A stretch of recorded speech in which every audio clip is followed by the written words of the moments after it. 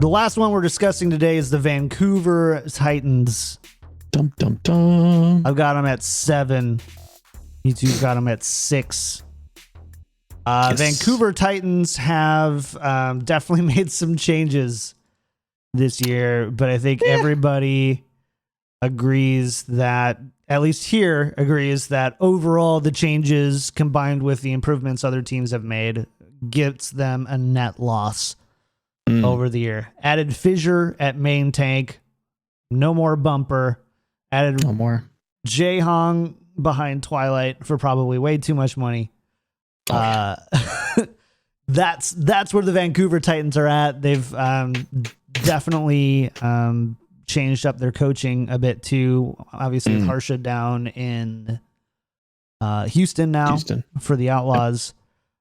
It's going to be interesting. I think that this is a really polarized ranking. I think a lot of people are weirdly enough, have surprised. very strong opinions about how high the Vancouver Titans should be.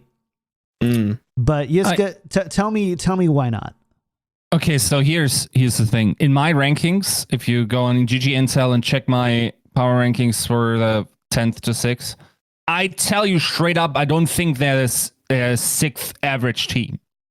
They are not 6th in the conventional idea for me, the way I ranked every other team. I think they are so highly volatile that the range I was giving people is much more likely to be the case than whatever 6th tells you. So I think I have them from 2nd to 10th or something, because I still think whatever happens in that roster, they could literally wrestle, brawl each other in the green room, come out and just still beat half the teams. Yes, based on the talent they have there. So they're never going to drop past 10th. But like, there's so much volatility in that roster, and I don't see a lot of de-escalating factors. Nope. So we're talking intangibles, and it is not opaque to fans what we're talking about. And this will likely also, unless someone feels the need to talk about it eventually, never be discussed. But granted, they were still functional doing so. So again, you add Fissure, who now maybe we can argue is maybe a better individual player than Bumper. Possibly. I'm not even convinced on that. But also has a tendency to not play through a season. Yep. And that is a big problem if you have only one main tank. Yep. So that's the volatility I talk about. And of course, like it feels like we're now repeating talking points of all the other power rankings that also mentioned this issue. This was already like independently of each other. Everyone comes to that, like everyone who knows roughly what happened there comes to the conclusion that this is a powder keg, right? Yes. And we'll just have to see. It's not impossible that they are 3rd or 2nd. Totally. Yeah. That is like it's still a very viable probability here. It's just, how do you express that they're either 10th or 2nd, for instance? How would you rate that? Like, where would you put them in the power rankings if that's your belief? So that's basically how I arrived at this spot 6. Also, of course, taking into account that they have some of the most trips, and I think trip in itself is like wasted practice time, and also a lot of miles, not the most, but a solid amount.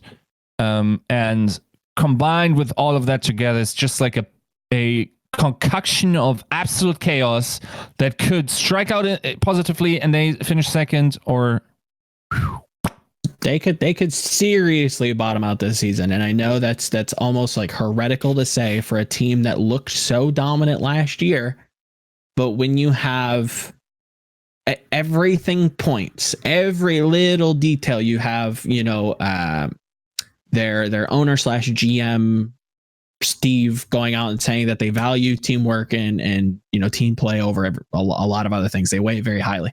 Then you sign a player who has a history of not being a fantastic team player. Can that be fixed? There's always that possibility, but it wasn't fixed in London. It wasn't fixed in Gladiators. It wasn't fixed in Seoul. Why do you think you can do it? Right. Then you sign Ryu Jae-hong, who will probably never see playtime over Twilight. Ever.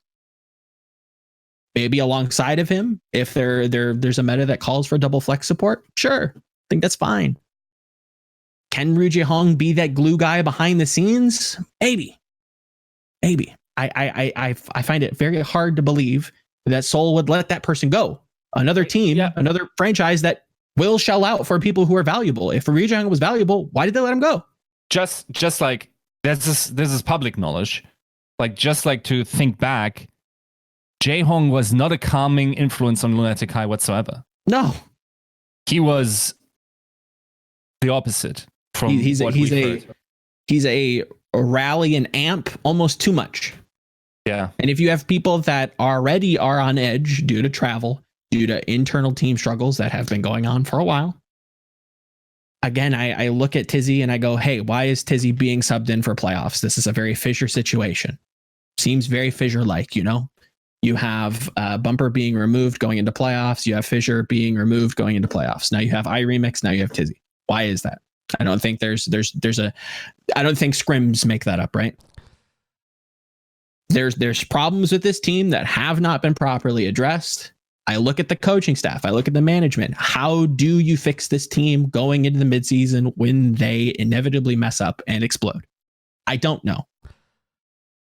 I think this is a team that starts out strong and probably halfway through the second homestand or the second whatever, like major travel, they start falling off.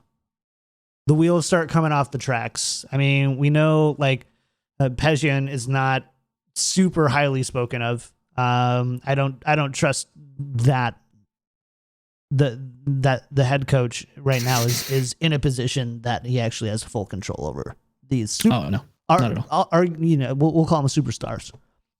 Yeah. Now to defend them ever so slightly, yes, if they can avoid stepping on the landmines, they have a star-studded roster that will brute force over a lot of teams. They should finish top 3. But the average is there. You probably will step on a landmine with the advent of travel. Granted, we don't know exactly what's going on with Asia, so that could be playing in their benefit, to be fair. I don't think we've seen a single team yet in Overwatch League history that hasn't had a landmine to deal with. Exactly. So this is the team that has the strongest landmines. They have, the nukes hiding under the chessboard. And if they make one wrong move, there goes the dynamite, right? There goes the world. We've got a mutually assured destruction on every player. The whole thing goes up in smoke. And now we're 16th. That's a very real possibility. Also, odd season RunAway. True.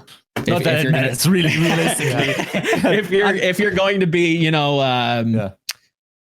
reading the tea leaves, historically, RunAway is underperformed in odd seasons. So, yeah, I don't think Janu's hero pool is wide enough either.